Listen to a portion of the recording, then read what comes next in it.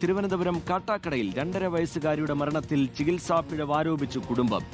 ശ്വാസം മുട്ടലിന് കുത്തിവെപ്പെടുത്തതിന് പിന്നാലെ കുഞ്ഞ് ബോധരഹിതയായി എന്നാണ് ബന്ധുക്കളുടെ ആരോപണം.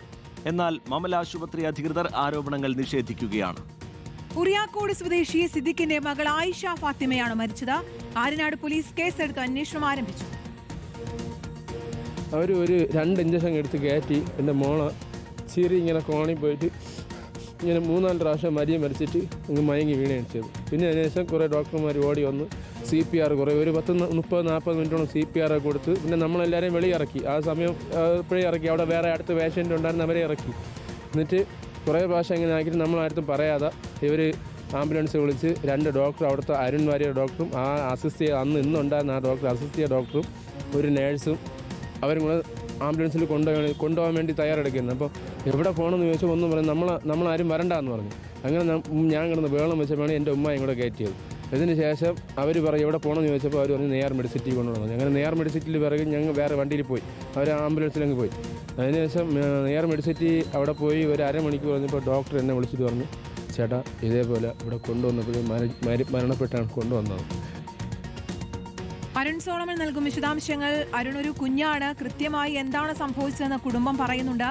ഈ ആശുപത്രിക്കെതിരെ ഇപ്പോൾ കേസെടുത്തിട്ടുണ്ടോ? ആശുപത്രി അധികൃതർ നൽകുന്ന വിശദീകരണം എന്താണ്? വീണ്ടും ഒരു ചികിത്സാ പിഴവെന്ന വിവരങ്ങളാണോ വരുന്നത്?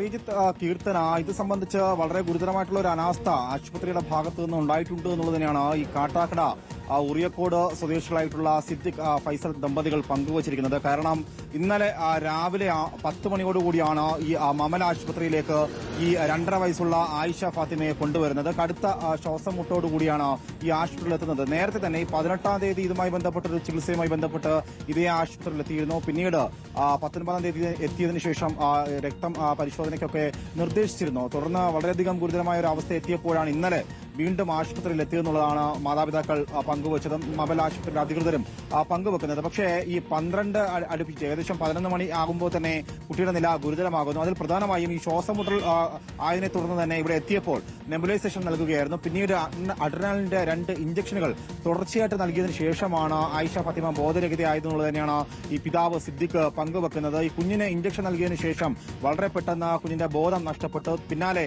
CPR നൽകുകയായിരുന്നു. പക്ഷേ ഈ ആശുപത്രിയിലെ അധികൃതരുടെ ഭാഗത്തുനിന്നുണ്ടായിട്ടുള്ള ഏറ്റവും പ്രധാനപ്പെട്ട ഒരു ഗുരുതരമായിട്ടുള്ള അനാസ്ഥ, ഈ കൃത്യമായിട്ടുള്ള കാര്യങ്ങൾ മാതാപിതാക്കളോട് പങ്കുവച്ചില്ല. അതിലൊക്കെ ചില സംശയങ്ങൾ ഇപ്പോൾ ആ കുടുംബം ഉന്നയിക്കുന്നുണ്ട്. കാരണം ഈ തൊട്ട് അടുത്തുള്ള കാട്ടാക്കടയിലുള്ള തന്നെ ഈ ഒരു നെയ്യാർ മെഡിസിറ്റി അങ്ങനെയുള്ള മറ്റൊരു സ്വകാര്യ ആശുപത്രിയിലേക്ക് പെട്ടെന്ന് തന്നെ ആംബുലൻസിൽ മാറ്റുന്നുണ്ട്. അതിന് അരമണിക്കൂറോളം സമയമെടുത്തു. കൃത്യമായിട്ടുള്ള ഒരു ചികിത്സ ആ കുഞ്ഞിന് നൽകിയില്ല എന്നുള്ളത് തന്നെയാണ് ബന്ധുക്കൾ പ്രധാനമായി ഉന്നയിക്കുന്ന മറ്റൊരു ആരോപണം. അരമണിക്കൂറോളം വൈകിയാണ് തൊട്ടുള്ള നെയ്യാർ മെഡിസിറ്റിയിലേക്ക് മാറ്റുന്നത്. ഈ ബന്ധുക്കളിൽ നിന്നും ആകെ ഒരു അമ്മൂമ്മയെ മാത്രമാണ് ആംബുലൻസിലേക്ക് കൂടെ കൊണ്ടുപോയത്. ഇവരെ ആരെയും തന്നെ ആംബുലൻസിലേക്ക് കയറ്റാൻ സമ്മതിച്ചിട്ടില്ല ഡോക്ടറും അധികൃതരും അടക്കമുള്ളവർ എന്നുള്ളതാണ് പ്രധാനമായും കുടുംബം ഉന്നയിക്കുന്ന ആരോപണം. എന്തായാലും ആര്യനാട് പോലീസിന് ഇന്നലെ തന്നെ കുടുംബം പരാതി നൽകുകയും അതിന്റെ അടിസ്ഥാനത്തിൽ ഈ ആശുപത്രിയിലെ ഡോക്ടറിനും അതുപോലെ തന്നെ അസിസ്റ്റന്റ് അടക്കമുള്ള ഡ്യൂട്ടിയിലുണ്ടായിരുന്നവർക്കെതിരെ ഇപ്പോൾ പോലീസ് കേസെടുത്ത് അന്വേഷണം ആരംഭിച്ചിരിക്കുന്നു. ഇന്നലെ പോലീസ് ഇതുമായി ബന്ധപ്പെട്ട ആശുപത്രി അധികൃതരെ ബന്ധപ്പെടാൻ ശ്രമിച്ചെങ്കിലും ആരും തന്നെ ഇതുമായി ബന്ധപ്പെട്ട ഒരു വിശദീകരണവും നൽകിയിട്ടില്ല. എന്തായാലും മമല ആശുപത്രി അധികൃതരുടെ ഭാഗത്തുനിന്ന് വീഴ്ച സംഭവിച്ചിട്ടില്ല എന്നുള്ളതാണ്. കാരണം അഡ്രിനാൽ അടക്കമുള്ള